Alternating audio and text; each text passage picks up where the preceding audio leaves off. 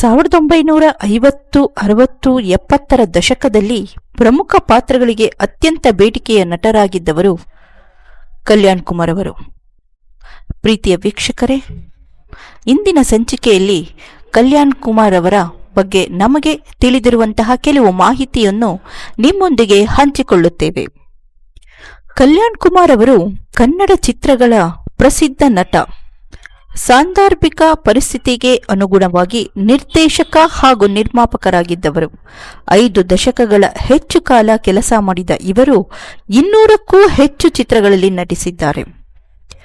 ಕಲ್ಯಾಣ್ ಕುಮಾರ್ ಅವರು June 7, 1928ರಲ್ಲಿ British ಭಾರತದ ಹಿಂದಿನ ಮೈಸೂರಿನಲ್ಲಿರುವ ಬೆಂಗಳೂರಿನಲ್ಲಿ ತಮಿಳು ಮಾತನಾಡುವ ಅಯ್ಯಂಗಾರ್ ಚೊಕ್ಕಣ್ಣ ಎಂಬ ಹೆಸರಿನಲ್ಲಿ ಜನಿಸಿದವರು.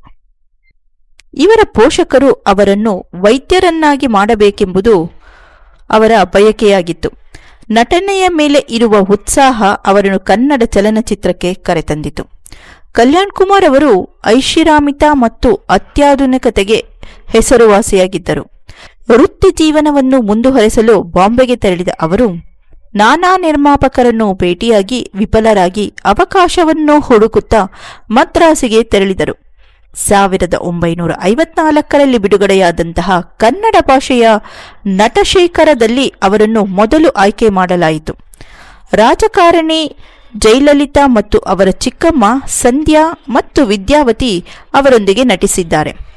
ಚಿತ್ರದಲ್ಲಿ ಅವರ ತಾಯಿಯ ಪಾತ್ರ ಕಲ್ಯಾಣಿಯಮ್ಮ ಹೆಸರಿನಿಂದ ಕಲ್ಯಾಣ್ ಕುಮಾರ್ ಎಂದು ನಾಮಕರಣ ಮಾಡಲಾಯಿತು.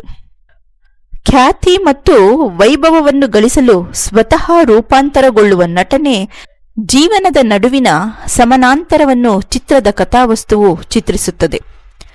ಕಲ್ಯಾಣ್ ಕುಮಾರ್ ಸಾಮಾಜಿಕ ಸಂಘರ್ಷಣೆಯನ್ನು ಚಿತ್ರಿಸುವ ಹಲವಾರು ಚಿತ್ರಗಳಲ್ಲಿ ಕಾಣಿಸಿಕೊಳ್ಳುತ್ತಿದ್ದರು.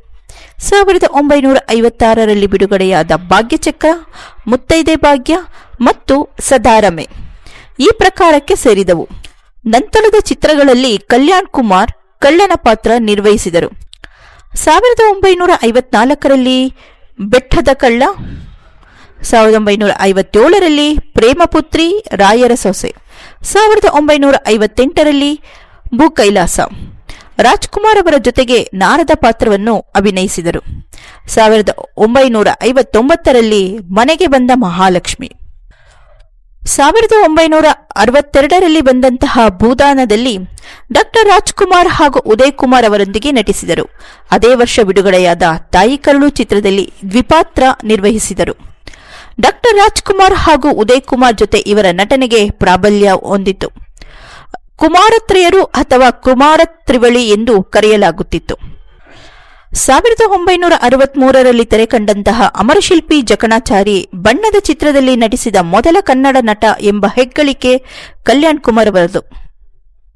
1960ರಲ್ಲಿ ಬಿಡುಗಡೆಯಾದ ಸುಬ್ಬಾಶಾಸ್ತ್ರಿ, 1966ರಲ್ಲಿ ಪುಟ್ಟಣ್ಣ ಕಣ್ಗಲ್ ಅವರ ಬೆಳ್ಳಿ ಮೋಡ ಈ 2 ಚಿತ್ರವು ಭಾರೀ ಯಶಸ್ಸನ್ನು ತಂದುಕೊಟ್ಟಿತು. ಕಲ್ಯಾಣ್ ಕುಮಾರ್ ಅವರು ನಿರ್ಮಿಸಿದ 1966ರಲ್ಲಿ ಎಂದು ನಿನ್ನವನೇ, 1967 ಕಲ್ಲು ಸಕ್ಕರೆ, 1968 ಪ್ರವಾಸಿ ಮಂದಿರ ಈ 3 ಚಿತ್ರಗಳು ವಾಣಿಜ್ಯಿಕವಾಗಿ ವಿಫಲವಾಗಿ ಇವರ ಚಲನಚಿತ್ರ ವೃತ್ತಿ ಜೀವನವನ್ನು ಕುಸಿಯಲು ಕಾರಣವಾಯಿತು. ಅವರ ಇತರ ಪ್ರಸಿದ್ಧ ಚಿತ್ರಗಳು ಯಾವುದೆಂದರೆ ಅರಿಶಿನ ಕುಂಕುಮ, ಬೇಡಿ ಬಂದವಳು, ಕಥಾಸಂಗಮ ಮತ್ತು ಕಾಲೇಜು ರಂಗ. ಇವರು ಪ್ರಮುಖ ನಾಯಕಿಯರೊಂದಿಗೂ ಕೂಡ ನಟಿಸಿದ್ದಾರೆ. ಬಿ ಸರೋಜಾದೇವಿ, ಕಲ್ಪನಾ, ಆರತಿ, ಜಯಂತಿ, ಭಾರತಿ ಹಾಗೂ ರೂಪಾದೇವಿ. ಅವರು ನಟಿಸಿದ ತಾಯಿಯ ನುಡಿ ಚಿತ್ರವು ಅವರಿಗೆ ಬಹಳ ಯಶಸ್ಸು ತಂದುಕೊಟ್ಟಿತು. ನಂತರ ಸಿಂಹಗರ್ಜನೆ, ಶುಭ ಮುಹೂರ್ತ, ಲಕ್ಷ್ಮೀ ಕಟಾಕ್ಷ, ಮರಳುಗೂಡಿಗೆ ಮುಂತಾದ ಚಿತ್ರಗಳನ್ನು ಮಾಡಿದರು. ರಾಮು ನನ್ನ ತಮ್ಮ, ಚಿಕ್ಕಮ್ಮನಂತಹ ರಂಗ ನಾಟಕಗಳನ್ನು ನಿರ್ಮಿಸಿ ನಿರ್ದೇಶಿಸಿದ್ದಾರೆ. ಕಲ್ಯಾಣ್ ಕುಮಾರ್ ಅವರು ರೇವತಿ ಎಂಬುವವರನ್ನು ವಿವಾಹವಾಗಿದ್ದರು. ಅವರಿಗೆ ಮಗ ಭರತ್ ಕಲ್ಯಾಣ್ ಒಬ್ಬ ದೂರದರ್ಶನ ನಟ. ಹೀಗೆಯೇ ಕಲ್ಯಾಣ್ ಕುಮಾರ್ ಅವರು ಅವರ ಮನೋಜ್ಞ ನಟನೆಯಿಂದ ಅವರದೇ ಆದ ಛಾಪು ಮೂಡಿಸಿದ್ದಾರೆ. ಅವರ ಕೊಡುಗೆ ಚಿತ್ರರಂಗಕ್ಕೆ ಅಪಾರ. ಕಲ್ಯಾಣ್ ಕುಮಾರ್ ಅವರು ಎಂದೆಂದಿಗೂ ಅಜರಾಮರ. ಚಿತ್ರ ರಸಿಕರ ಮನಸ್ಸಿನಲ್ಲಿ ಎಂದೂ ಅಳಿಸಲಾಗದ ಅಧ್ಯಾಯ. ಪ್ರೀತಿಯ ವೀಕ್ಷಕರೇ, ಮುಂದಿನ ಸಂಚಿಕೆಯಲ್ಲಿ ಮತ್ತೊಬ್ಬ ಸಾಧಕರ ಹಾಗೂ ಚಿತ್ರದ ಮಾಹಿತಿಯೊಂದಿಗೆ ಮತ್ತೆ ಸಿಗೋಣ. ಈ ಸಂಚಿಕೆಯನ್ನು ವೀಕ್ಷಿಸಿದ ಎಲ್ಲ ಚಿತ್ರಪ್ರೇಮಿಗಳಿಗೂ ನಮಸ್ಕಾರ.